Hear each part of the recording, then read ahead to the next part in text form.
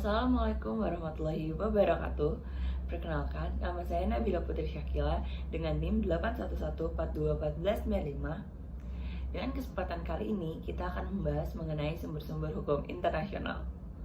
Disimak baik-baik ya. Banyak textbox yang ketika membahas sumber-sumber hukum internasional langsung menyebutkan pasal 38 ayat 1 Piagam Mahkamah Internasional atau International Court of Justice sebagai rujukan.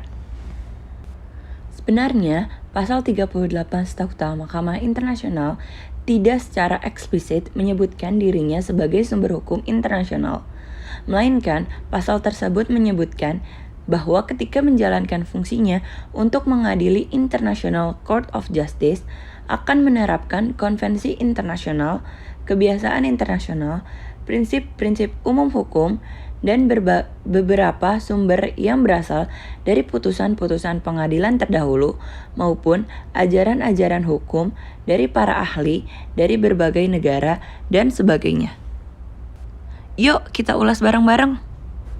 Pertama, perjanjian internasional. Perjanjian internasional, apapun bentuk dan namanya, memiliki konsekuensi mengikat. Sebagai sumber hukum internasional berdasarkan pasal 38 Statuta Mahkamah Internasional, perjanjian internasional memiliki dua sifat.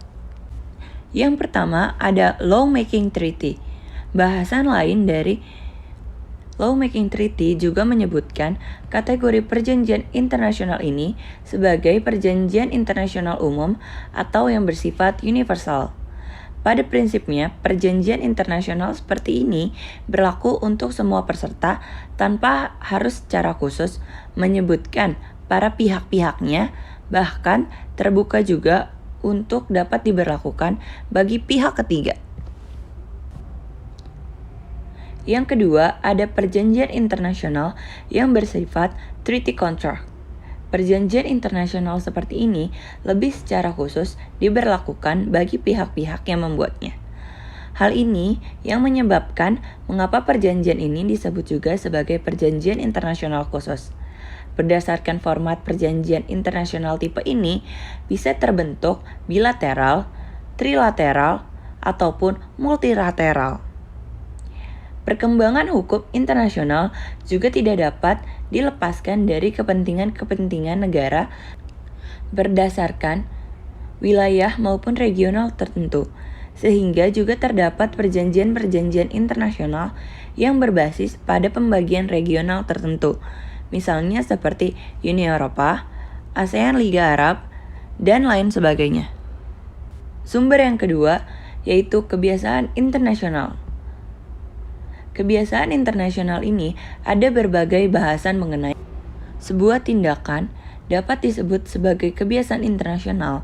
Dalam pasal 38 Statuta Mahkamah Internasional sendiri, kebiasaan internasional harus dipahami sebagai praktik umum yang artinya dilakukan secara terus-menerus dan diterima sebagai hukum. Ada berbagai contoh terkait dengan praktik-praktik yang dilakukan oleh Inggris misalnya. Di dalam melakukan aktivitas maritimnya juga dapat diterima oleh masyarakat internasional, sehingga dapat dianggap sebagai hukum. Sumber hukum yang ketiga ialah prinsip-prinsip umum hukum. Pembahasan mengenai prinsip-prinsip umum hukum yang diakui oleh bangsa-bangsa beradab menekankan pada prinsip-prinsip yang telah menjadi common masyarakat internasional. Atas dasar itulah, Mahkamah Internasional menggunakan sebagai sumber untuk menyelesaikan sengketa-sengketa antar negara. Sumber yang keempat ialah putusan pengadilan dan ajaran para ahli hukum. Pada pasal 38 Statuta Mahkamah Internasional juga membenarkan International Court of Justice untuk menjadikan ajaran-ajaran ahli hukum dari berbagai negara dan putusan-putusan pengadilan tertentu untuk membantu menginterpretasikan hukum meskipun secara formal tidak terikat pada putusan-putusan. Mengapa demikian? Karena memang putusan ICJ hanya mengikat bagi para pihak-pihak yang bersengketa, putusan pengadilan terdahulu, dan ajaran-ajaran pakar sebagai rujukan. Putusan hanya bersifat pelengkap atau complementary.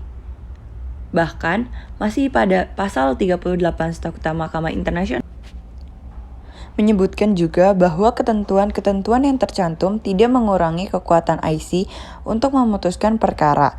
Jika para pihak menyetujuinya, hal tersebut berarti dapat menjadi peluang untuk IC memakai dasar-dasar lain dalam memutuskan di luar sumber-sumber yang telah dicantumkan selama memang para pihak menyetujuinya.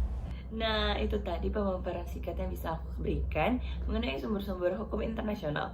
Semoga bisa menjadi pengantar yang baik ya. See you!